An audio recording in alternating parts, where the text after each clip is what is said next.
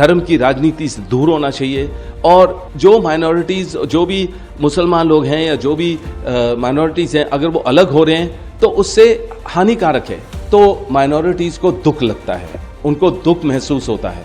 ಪಹಲ್ಗಾಮ್ ಉಗ್ರರ ದಾಳಿಯ ಬಗ್ಗೆ ಕಾಂಗ್ರೆಸ್ನ ನಾಯಕಿ ಎಂಪಿ ಪ್ರಿಯಾಂಕಾ ಗಾಂಧಿ ವಾದ್ರಾ ಅವರ ಪತಿ ರಾಬರ್ಟ್ ವಾದ್ರಾ ಕೊಟ್ಟಿರೋ ಹೇಳಿಕೆ ಈಗ ಕಾಂಟ್ರೋವರ್ಸಿಗೆ ಎಡೆ ಮಾಡಿಕೊಡ್ತಾ ಇದೆ. ಉಗ್ರರ ದಾಳಿಯನ್ನ ಬಿಜೆಪಿಯ ಹಿಂದುತ್ವದ ಜೊತೆಗೆ ಲಿಂಕ್ ಮಾಡಿ ಈಗ ಟೀಕೆಗೆ ಗುರಿಯಾಗ್ಬಿಟ್ಟಿದ್ದಾರೆ. ದೇಶದಲ್ಲಿ ಅಲ್ಪಸಂಖ್ಯಾತರು ಅನಾನುಕೂಲ ಹಾಗೂ ತೊಂದರೆ ಅನುಭವಿಸ್ತಾ ಇದ್ರೆ ಕೇಂದ್ರದ ಬಿಜೆಪಿ ಸರ್ಕಾರ ಹಿಂದುತ್ವವನ್ನ ಬೆಳೆಸುವಲ್ಲಿ ತೊಡಗಿದೆ ಅಂತ ಆರೋಪ ಮಾಡಿದ್ದಾರೆ. ಎಎನ್ಐ ಸುದ್ದಿಸಂಸ್ಥೆ ಜೊತೆ ಮಾತನಾಡಿರೋ ವಾದ್ರಾ, ನಮ್ಮ ದೇಶದಲ್ಲಿ ಈ ಸರ್ಕಾರ ಹಿಂದುತ್ವದ ಬಗ್ಗೆ ಮಾತನಾಡೋದನ್ನ ನಾವು ನೋಡ್ತೀವಿ.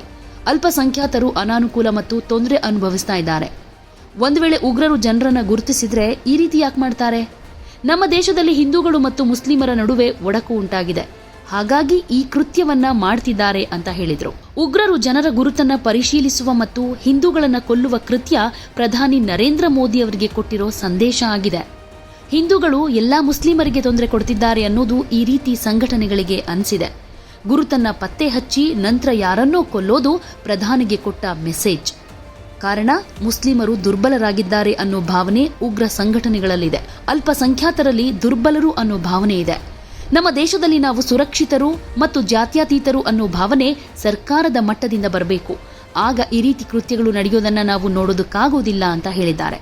ಈ ವಿಡಿಯೋವನ್ನ ಸೋಷಿಯಲ್ ಮೀಡಿಯಾದಲ್ಲಿ ಶೇರ್ ಮಾಡಿಕೊಂಡಿರೋ ಬಿಜೆಪಿ ಐಟಿ ಸೆಲ್ ಮುಖ್ಯಸ್ಥ ಅಮಿತ್ ಮಾಳವೀಯ ಆಘಾತ ವ್ಯಕ್ತಪಡಿಸಿದ್ದಾರೆ. ಉಗ್ರರ ಕೃತ್ಯದ ಬಗ್ಗೆ ಸೋನಿಯಾ ಅಳಿಯ ರಾಬರ್ಟ್ ವಾದ್ರಾ ಸಮರ್ಥನೆ ನಾಚಿಕೆಗೇಡಿತನದ್ದು. ಖಂಡಿಸೋ ಬದಲು ಉಗ್ರರನ್ನ ಸಮರ್ಥನೆ ಮಾಡಿಕೊಳ್ಳೋದಕ್ಕೆ ಪ್ರಯತ್ನಿಸಿದ್ದಾರೆ. ಪಾಕ್ ಉಗ್ರರು ಮಾಡಿರೋ ದೌರ್ಜನ್ಯಗಳಿಗೆ ಭಾರತವನ್ನ ದೂಷಿಸ್ತಾ ಇದ್ದಾರೆ ಅಂತ ಕಿಡಿಕಾರಿದ್ದಾರೆ. ಇವರು ಮಾತ್ರ ಅಲ್ಲ, ಸೋಷಿಯಲ್ ಮೀಡಿಯಾದಲ್ಲಿ ಅನೇಕರು ಈ ವಿಡಿಯೋವನ್ನ ಶೇರ್ ಮಾಡಿಕೊಂಡು ಇವರ ಹೇಳಿಕೆಗಳಿಗೆ ಆಕ್ಷೇಪವನ್ನ ವ್ಯಕ್ತಪಡಿಸ್ತಾ ಇದ್ದಾರೆ. ಇನ್ನು ಈ ರೀತಿಯಾಗಿ ಇವರು ಹೇಳಿಕೆಯನ್ನ ಕೊಟ್ಟಿರೋದಕ್ಕೆ ಇವರನ್ನ ಬಂಧಿಸಬೇಕು ಅಂತ ಶ್ರೀರಾಮುಲು ಕೂಡ ಆಗ್ರಹಿಸಿದ್ದಾರೆ. ಕೇಂದ್ರ ಸರ್ಕಾರ ಹಿಂದೂ ಮತ್ತು ಮುಸ್ಲಿಮರನ್ನ ವಿಭಜನೆ ಮಾಡಿದೆ, ಅದಕ್ಕೆ ಹಿಂದೂಗಳ ಮೇಲೆ ದಾಳಿಯಾಗಿದೆ ಅಂತ ಕಾಶ್ಮೀರ ಭಯೋತ್ಪಾದಕ ಘಟನೆಯನ್ನ ವಾದ್ರಾ ಸಮರ್ಥನೆ ಮಾಡಿಕೊಂಡಿದ್ದಾರೆ. ಸಬ್ಕಾ ಸಾಥ್ ಸಬ್ಕಾ ವಿಕಾಸ್ ಮೂಲಕ ದೇಶವನ್ನ ಒಂದು ಮಾಡೋದಕ್ಕೆ ಮೋದಿ ನೇತೃತ್ವದ ಕೇಂದ್ರ ಸರ್ಕಾರ ಶ್ರಮಿಸ್ತಾ ಇದ್ರೆ ವಾದ್ರಾ ದೇಶದಲ್ಲಿ ಮತ್ತಷ್ಟು ಗಲಭೆಗಳು ಹೆಚ್ಚಿಸೋ ರೀತಿಯಲ್ಲಿ ಹೇಳಿಕೆಯನ್ನ ಕೊಡ್ತಿದ್ದಾರೆ. ಇಂತಹ ಹೀನ ಹೇಳಿಕೆ ಕೊಟ್ಟಿರೋ ಇವರನ್ನ ಕೂಡಲೇ ಕೇಂದ್ರ ಸರ್ಕಾರ ಬಂಧಿಸಬೇಕು ಅಂತ ಆಗ್ರಹಿಸಿದ್ದಾರೆ.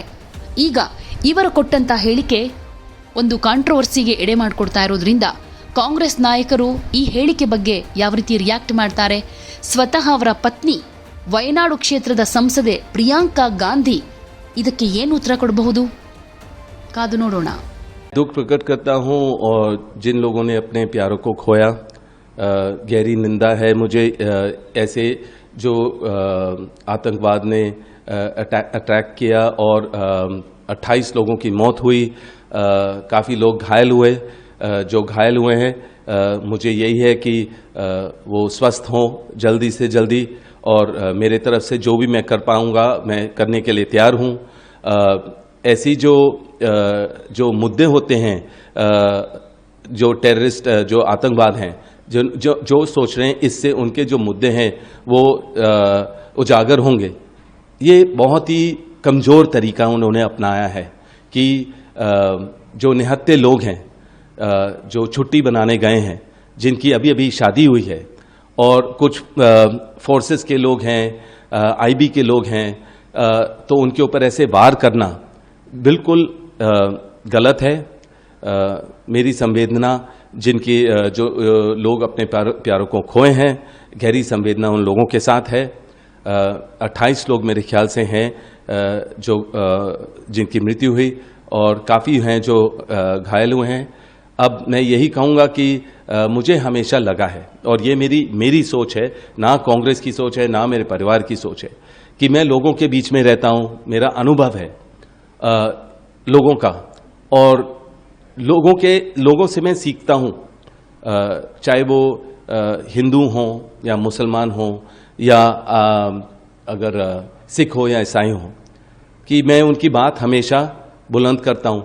हाल ही मैंने दो हफ्ते पहले मैंने भी जो गलत हो रहा है मुसलमानों के साथ, कि जब वो अपनी प्रार्थना करते हैं और अगर जामा मस्जिद में करते हैं और अगर बड़े तादाद में लोग होते हैं और वो बाहर रोड पे आना पड़ता है उनको, तो उनको रोक दिया जाता है या छतों पे रोक दिया जा रहा है कि आप यहाँ प्रार्थना नहीं कर सकते, या मस्जिदों का सर्वे हो रहा है कि हो सकता है कोई मूर्ति मिल जाए या कुछ भी ऐसे हो जाए जो संभल वगैरह में हो रहा है।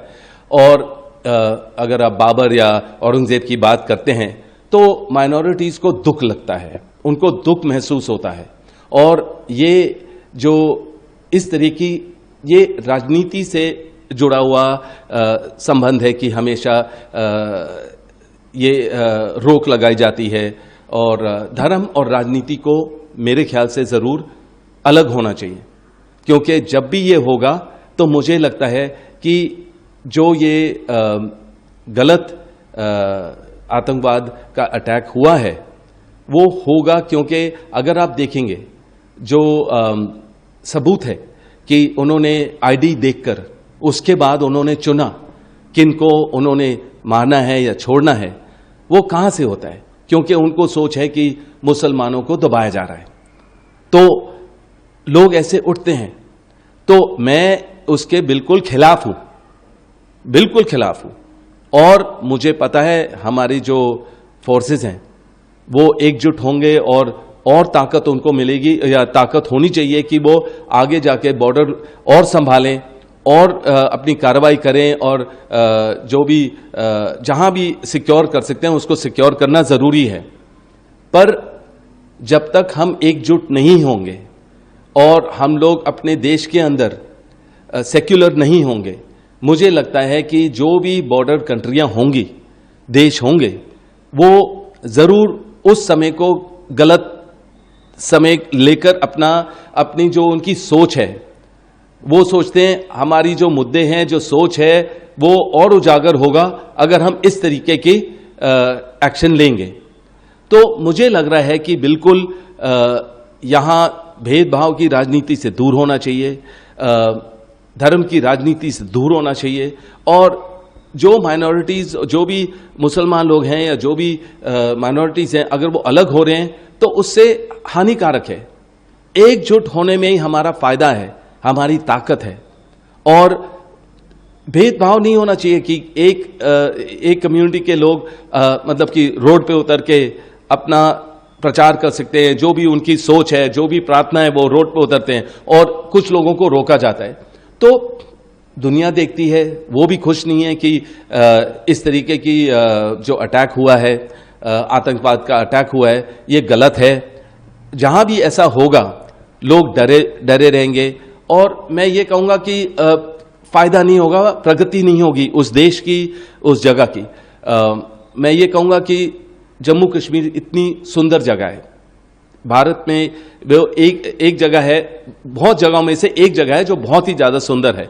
और लोग, ये समय था कि लोग शादी करने के बाद या अपने गर्मी के से दूर रहने के लिए वहाँ जम्मू कश्मीर जाते हैं अपने छुट्टियों के लिए।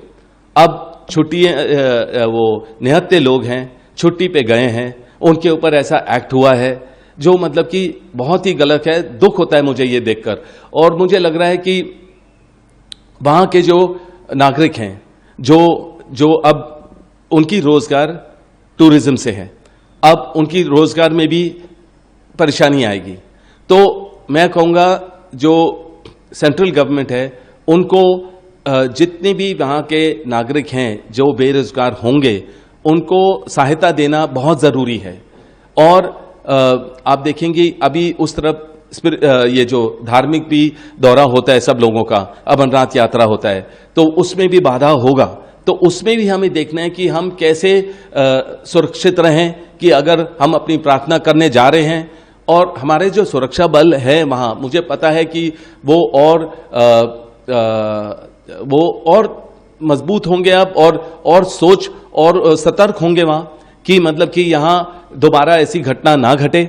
और मेरी विनती यही है कि धर्म और राजनीति को अलग रखिए और एकजुट रखिए, सबको अलग अलग नहीं होना चाहिए, क्योंकि देश कहीं भी होता है वो वार तभी करेगा जब हम एकजुट नहीं हैं। और सारी पार्टियों को अपने जो भी सोच है, अलग सोच होती है, ठीक है, पर एकजुट होकर हमें इसका सामना करना है, और पाकिस्तान को भी बहुत ही कड़ा जवाब देना है, और ये चीज हम बिल्कुल बर्दाश्त नहीं करेंगे। और हम इसके खिलाफ हैं और लड़ते रहेंगे इसके खिलाफ कि अगर ये दोबारा होना नहीं चाहिए।